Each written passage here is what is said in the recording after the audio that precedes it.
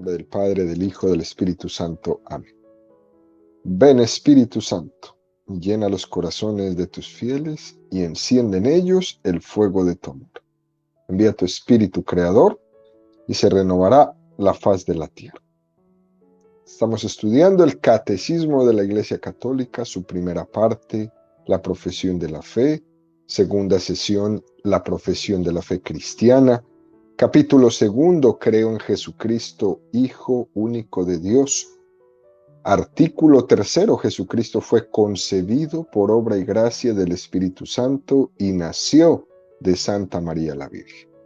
Párrafo tercero, los misterios de la vida de Cristo. Venimos de desarrollar este tema y ahora entramos al catecismo en este primer apartado, donde va a dedicar 8 números a su desarrollo, y el día de hoy vamos a profundizar en el tema que tiene como título Nuestra comunión en los misterios de Jesús. Número 519 del catecismo dice: toda la riqueza de Cristo es para todo hombre y constituye el bien de cada uno. Cristo no vivió su vida para sí mismo, sino para nosotros. Desde su encarnación, por nosotros los hombres y por nuestra salvación, hasta su muerte, por nuestros pecados, y en su resurrección, para nuestra justificación. Todavía ahora es nuestro abogado cerca del Padre, estando siempre vivo para interceder en nuestro favor. Con todo lo que vivió y sufrió por nosotros de una vez por todas, permanece presente para siempre ante el acatamiento de Dios en favor nuestro. Punto tan hermoso este que nos presenta en esta mañana el catecismo. Es un número que va a desarrollar y a subrayar fuertemente esto de por nosotros y para nosotros. Y va a comenzar este número del catecismo con una cita de la encíclica Redemptor Hominis, que fue la primera encíclica que escribió el Papa Juan Pablo II, con la que comenzó su pontificado. Es una encíclica cristológica, cristocéntrica, y tiene este título tan hermoso, ¿no? Jesús, el Redentor del hombre, ¿no? Redemptor Hominis. En esa encíclica, el Papa Juan Pablo II subrayaba de una forma muy, pero muy especial que la riqueza del misterio de Cristo está íntimamente ligada al misterio de la encarnación y está ligada a nuestro destino. Es decir, si nos fijamos en Jesucristo, no solamente estamos mirando a alguien distinto a nosotros, sino que también nos estamos mirando a nosotros mismos en Él. Es lo que el Papa ha subrayado en esta preciosa encíclica que invitamos a leer, Redemptor Hominis, ¿no? Jesús ha tenido una forma de llevar a cabo la salvación que podemos decir que se ha integrado con nosotros, se ha integrado en nuestra propia vida, para que la salvación no sea algo sobrevenido desde fuera, sino que al mismo tiempo nos ha integrado en nuestra salvación. Toda esta riqueza de Cristo es para todo hombre, ¿sí? En el sentido que la encarnación ha hecho que Dios asuma la naturaleza humana, y también en el sentido más personal, sino que está unido conmigo personalmente. Lo que Jesús hizo por todos, también lo hizo por mí particularmente. Y esto es sorprendente, queridos amigos, ¿no? Recuerdo que en una catequesis me dejó muy impactado la expresión que el catequista decía, ¿no? Lo hizo por mí, ¿no? Eso cuando uno es niño, cuando uno es adolescente, lo impacta. Lo hizo por mí. ¿Jesús hubiera llevado a cabo la salvación? Esa que hizo por la salvación de toda la humanidad, también la hubiera llevado a cabo solo por mí. Meditar esto que Jesús hace por todos, como si fuera por mí personalmente, es bastante comprometedor para nuestra vida. Lo hizo por todos y lo hizo por mí. Y digo esto porque nosotros tenemos una manera de ser en la que cuando algo es por todos, parece que no me interesa mucho, ¿no? Como que no es por mí, no, es por todos. Y somos mucho más sensibles cuando la percepción de ese amor está personalizado para mí. En nuestra psicología estamos atentos a lo que es para mí, como que alguien se ha fijado especialmente en mí, y entonces adquiero una conciencia mayor de haber sido amado, ¿no? Frente a ese por nosotros, parece muchas veces que pierde fuerza el por mí. Sin embargo, Dios es capaz de entregarse a todos sin que ese todos disminuya la fuerza de intensidad a ese por mí. Y esto es lo que tenemos que rescatar, y es lo que este número quiere ponernos frente a nuestros ojos, ¿no? Esta es la diferencia entre Dios y nosotros. Nos suele suceder que si nos prodigamos solo en uno, dejamos a los otros en el olvido. De esta forma está en que Jesucristo asume la naturaleza humana y se compromete conmigo personalmente, pero no descuida al todos. No descuida al todos. Continúa este número 519 diciendo que Cristo no vivió su vida para sí, sino para nosotros. Cuando Dios da la vocación de la maternidad o la vocación de la paternidad, en ella está implícita la capacidad de no vivir para sí mismo, sino vivir para el bienestar de los hijos. Todos los que son padres que me están escuchando, esto lo entienden de una manera excelente. Ya lo que antes te costaba la levantada muy temprano, ahora ya se hace de una manera amorosa, para preparar los niños para la escuela, para hacer su comida, para que desayunen, etc. Antes, de joven, recuerdo de joven uno decir, pues hoy voy a dormir hasta las 11, hasta las 12. Bueno, ya de padre eso pocas veces se puede decir. Y uno no se queja. ¿No? Y uno no se queja. Lo hace con amor. Porque Dios nos ha dado la vocación de la maternidad y de la paternidad y también nos ha regalado la capacidad de no vivir para nosotros mismos. De hoy, muchos caballeros y muchas damas que han salido a trabajar a 27 grados de temperatura, en el frío más tremendo, afuera, montados en un techo, construyendo una casa o donde sea que estés trabajando. Eso no se hace simplemente por gusto, se hace por amor. Y por amor a alguien o a algunos. Eso es más que una prueba, ¿no?, de esa pequeña participación de lo que Cristo hizo por nosotros. Esa capacidad de sacrificio que tenemos es una pequeña participación de eso. El hecho de que Él se haya hecho hombre, lo ha hecho pensando en nosotros. Él no tenía necesidad de encarnarse. A Él la encarnación no le ha enriquecido su divinidad, pero sí le ha capacitado para estar más cerca de nosotros. Y Él no dijo que no. Dios es infinito en su divinidad y la única razón de ser de la encarnación es el por y para nosotros, por y para mí. Vivir por el amor, vivir para el amado. Eso es lo que le ha movido a Dios. Lo más interesante es que nos preguntamos, ¿y quién es el amado? Y el amado soy yo. El amado eres tú. Por eso insiste este número del catecismo.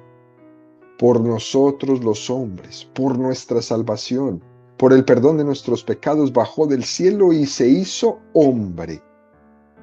Y añade otra cosa más. Todavía ahora Él es nuestro abogado cerca del Padre. La encarnación no terminó con la ascensión a los cielos. Cristo lo que hace, lo hace por y para nosotros, siempre. Nos puede costar creer en esta imagen, porque los poderosos de este mundo que nosotros conocemos se sirven a sí mismos, haciendo que todo gire alrededor de ellos. Pero Jesús no. Jesús nos dice, yo no he venido a ser servido, sino a servir. Esta es la manera de cómo Jesús expresa el señorío que tiene. Yo no estoy buscando salir en la farándula. Yo he venido es a servir. Todo lo que hago es para la gloria de Dios. Y por eso me invita a hacer de que la gloria de Dios sea el centro de mi vida. Para que todo lo que haga, todo lo que diga, todo lo que piense, gire en torno a Dios. Gire en torno a Dios. Todo tiene que girar en torno a Él. Todo en nuestra vida. Por Cristo, con Él y en Él. Su proceder es el de ser siervo. Y la invitación es a que yo también sea siervo, servidor. Fijémonos que la palabra jerarquía, que al mundo moderno no le gusta, que se rechaza, la palabra jerarquía literalmente significa servicio. Cristo está en la cumbre de la jerarquía y Él ha querido elegir ser el último puesto de servicio. Estamos aquí para servir. Cuando vamos a nuestros trabajos, vamos a servir. Aunque tengamos una paga necesaria para poder vivir, lo que estamos haciendo en nuestra vida es servir. Cuando alguien está limpiando una casa, aunque va a tener una paga por ese trabajo, realmente lo haces bien, porque eres un servidor. Esa es la diferencia entre hacer las cosas por hacerlas y hacerlas por amor. Y termina este número 519 diciendo que con todo lo que vivió y sufrió por nosotros, de una vez por todas, permanece presente para siempre ante el acatamiento de Dios en favor nuestro. Ese acatamiento que hizo Jesús, ese hágase que pronunció Jesús en el monte Getsemaní y después en la cruz, esa obediencia filial a la voluntad del Padre lo hizo por nosotros. Él, a pesar de ser hijo, aprendió sufriendo a obedecer. Esa prueba de obediencia y de sometimiento y de acatamiento es la mayor expresión de amor que Jesús ha tenido con nosotros. ¿Cómo demuestro que amo? Obedeciendo. Jesús nos mostró y nos enseñó a obedecer. Hagamos una imagen muy extraña, ¿no? Pero muy interesante. Imaginémonos un papá o una mamá que le enseña la obediencia a su hijo, obedeciéndole él a todo lo que su hijo le diga. Es decir, vamos a invertir los papeles. Hoy, en este día, El papá le va a obedecer a los hijos en todo. Dios dice, ¿no? ¿Cómo le enseñaré a obedecer al hombre? Y Dios mismo se responde, voy a obedecerle yo al hombre. Voy a obedecerle. Así que él aprenda de mí. De esa manera es como le voy a enseñar cómo es que hay que obedecer. Imagina a nuestros hijos después de un día de darnos órdenes y nosotros obedecerles y nosotros acatar sus órdenes y realizarlas de la mejor manera. ¿No crees que sería una estupenda lección para ellos de cómo se tendría que obedecer? Bueno, ahí les dejamos esa tarea. Número 520 del Catecismo dice, durante toda su vida, Jesús se muestra como nuestro modelo. Él es el hombre perfecto, que nos invita a ser sus discípulos y a seguirle. Con su anonadamiento nos ha dado un ejemplo que imitar. Con su oración atrae a la oración. Con su pobreza llama a aceptar libremente la privación y las persecuciones. Qué número tan hermoso.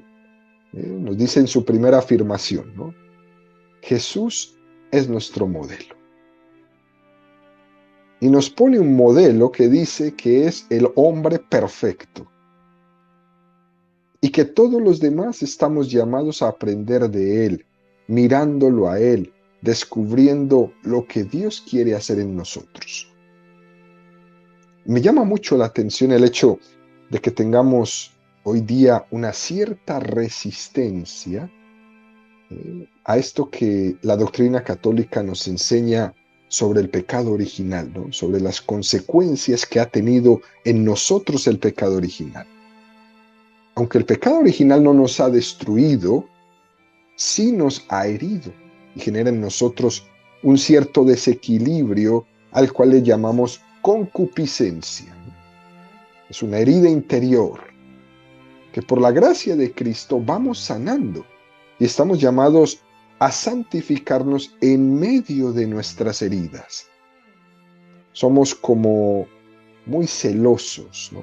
Y reivindicativos ante este tema del pecado original, porque parece ser que esto daña, hiere la libertad del hombre, ¿no?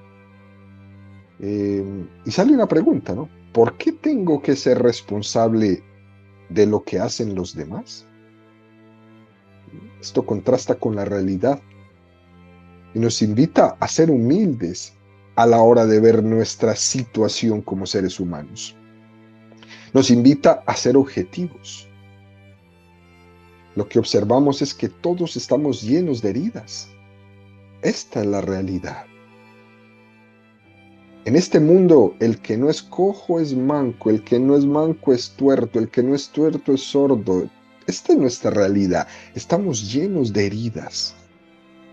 El que no es egoísta es celoso, el que no es celoso es envidioso, el que no es envidioso es mentiroso. Estamos llenos de heridas. Nuestro momento cultural, donde las heridas se les ha dado otro tipo de nombres y casi se les está llamando enfermedades, han nacido y se han cultivado muchas veces en el seno de nuestras familias. Y han sido fruto muchas veces también de una educación muy deficiente, de una educación atea, de una educación sin valores. Estamos en una sociedad que se caracteriza por ser bastante destructurada y desestructurante, en una sociedad bastante desequilibrada y desequilibrante.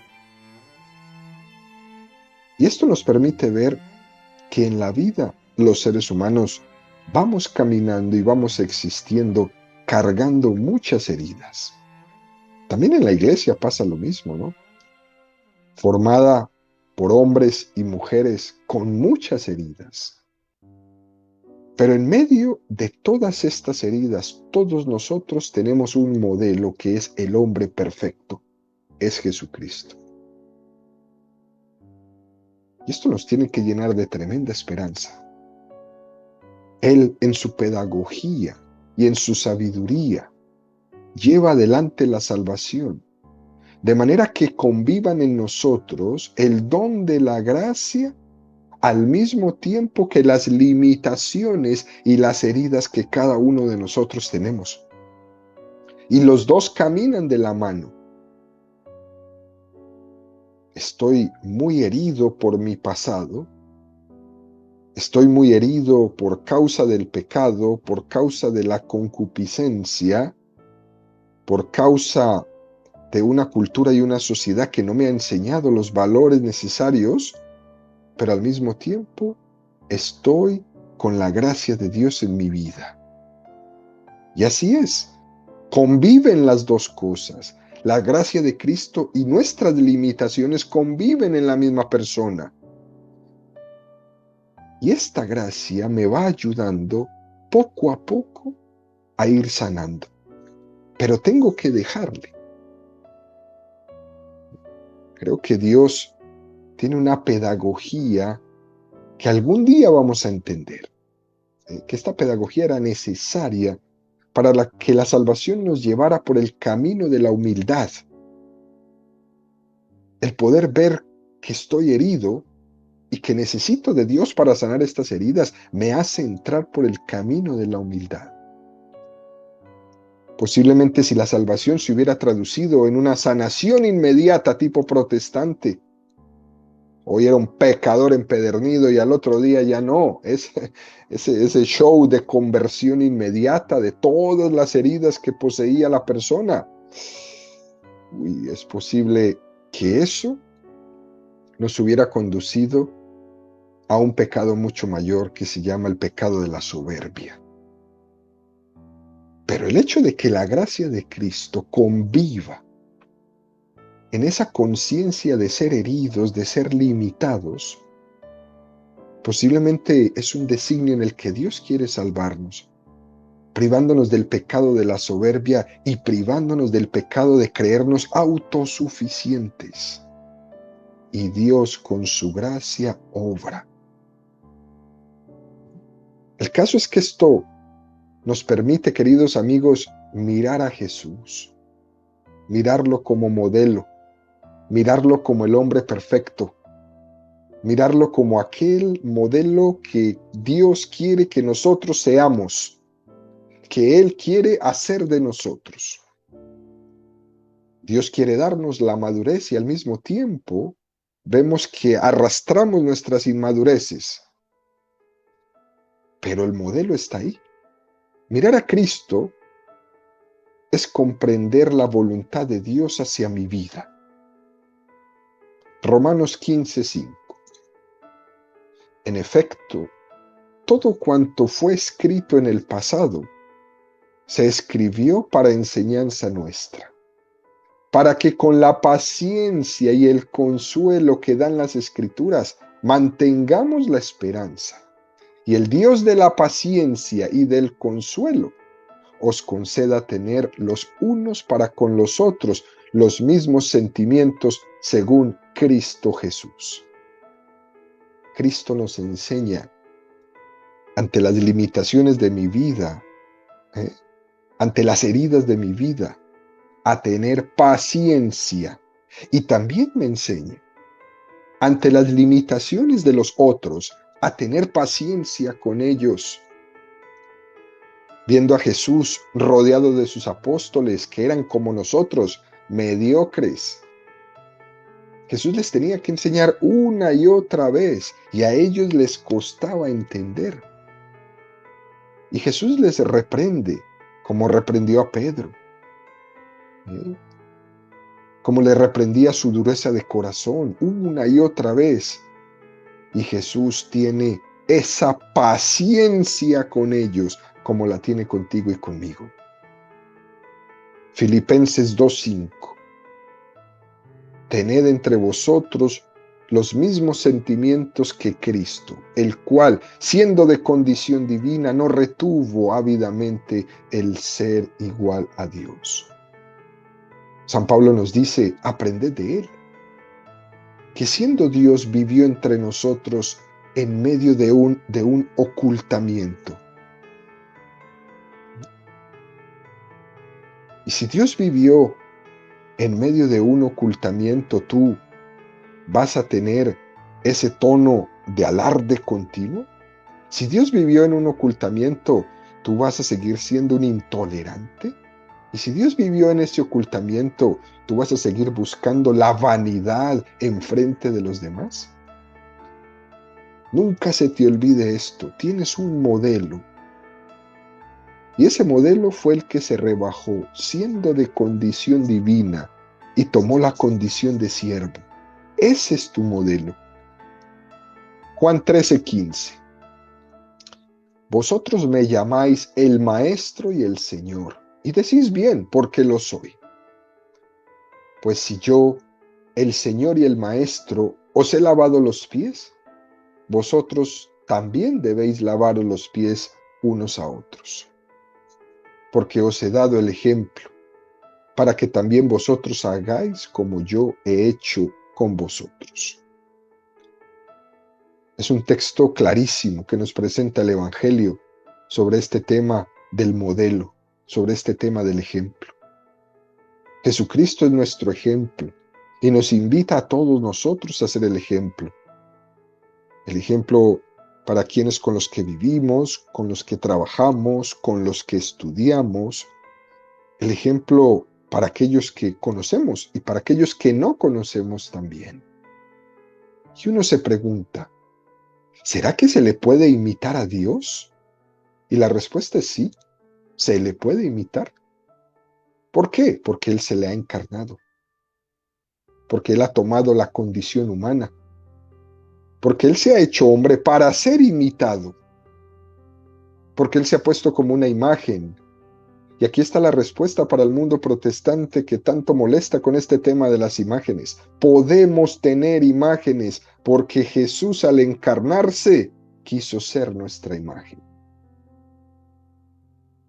Al encarnarse no quiso seguir oculto. Al encarnarse el rostro de Dios se nos hace presentes y nos da el permiso para ser una imagen, para que podamos imitarle. El tener a Jesucristo como modelo de imitación nos va a preservar de tomar falsos modelos para imitar. De esta manera vamos a evitar tener falsas referencias. Que hoy día nuestros jóvenes, nuestros niños quieren ser como toda esta cantidad de falsos modelos, de modelos sin valores, de modelos vacíos por dentro, de modelos que invitan e incitan a una vida dañina, a una vida de pecado. Eso nos pasa si Jesús no es el modelo. Si nos fijamos en otras personas y las envidiamos y estamos conscientes o inconscientemente tomando otros modelos, a veces estos modelos son modelos de pecado. Son modelos de pecado. Necesitamos regresar a poner a Jesús como el modelo de nuestra vida. Necesitamos echar fuera de nuestra vida los falsos modelos. Necesitamos dejar de ser idólatras en todo el sentido de la palabra, de todo modelo que no sea Jesús. Lucas 11:1. Y sucedió que estando él orando en cierto lugar, cuando terminó, le dijo uno de sus discípulos: Señor, enséñanos a orar como enseñó Juan a sus discípulos. Y es entonces cuando Jesús les enseñó el Padre Nuestro. Lo interesante es ver cómo los apóstoles veían cómo Jesús estaba orando con esa atención, con esa concentración, cómo se zambullía Jesús en su oración. Y eso les causaba mucha inquietud. Y por eso se atreven a pedirle que les enseñe. Ver a Jesús suscita en ellos el deseo de aprender a orar como Él. Ver a Jesús cuando hablaba suscita en ellos la inquietud y el deseo de querer hablar como Él. Y eso también muchas veces nos ocurre en nuestra vida, cuando vemos algunas personas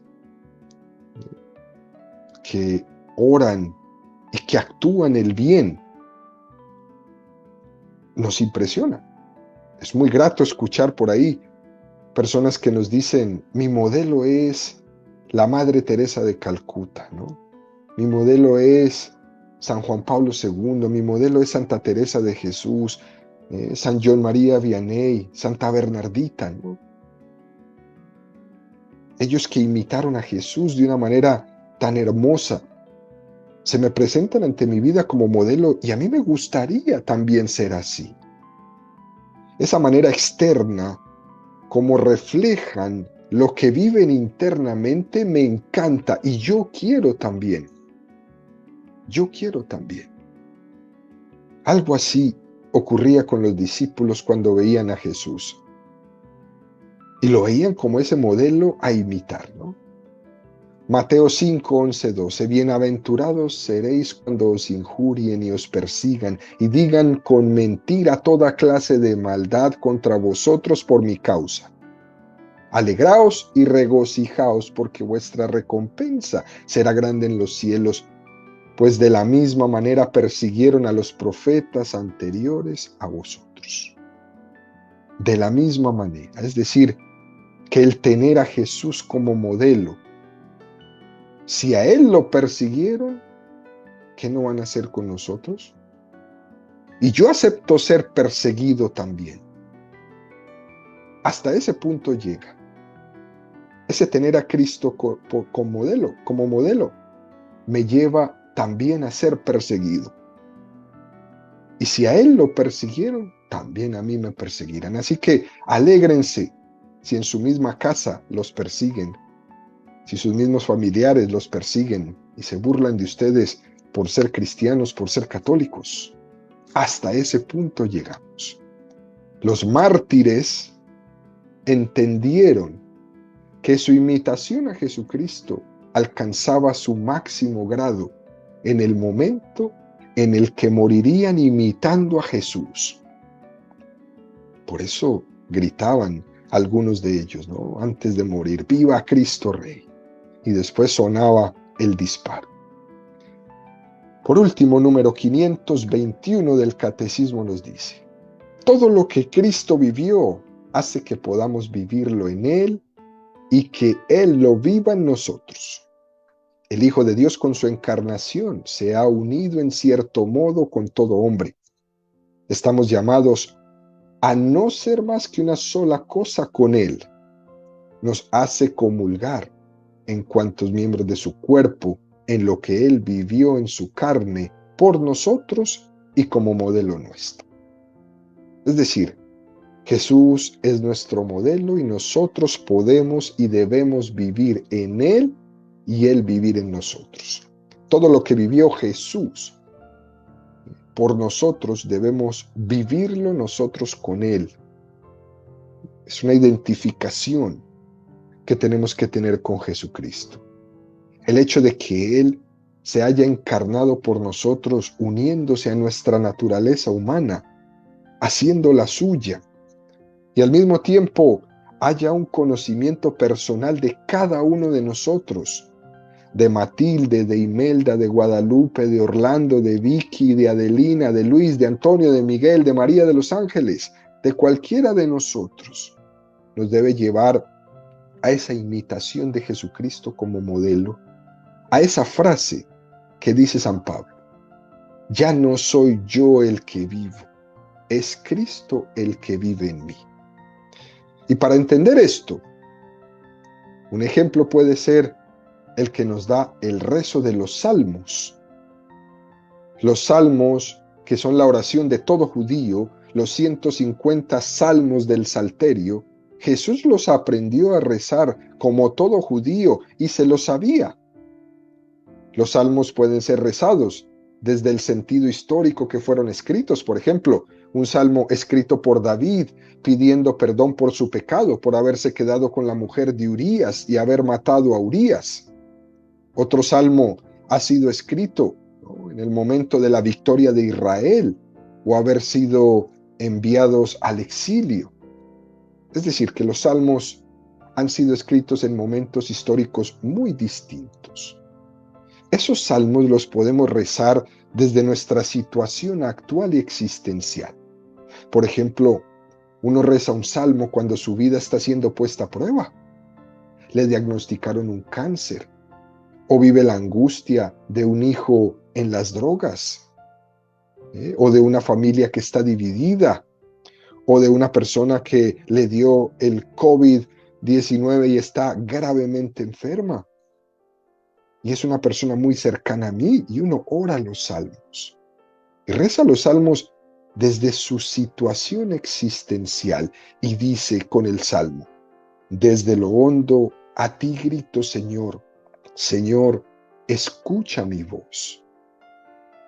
La forma más perfecta de rezar el salmo no es ni la primera ni la segunda que hemos dicho, ¿no? Es la que hizo Jesús. Él rezó los salmos llevándolos a su culmen. Es la oración que Cristo dirige al Padre.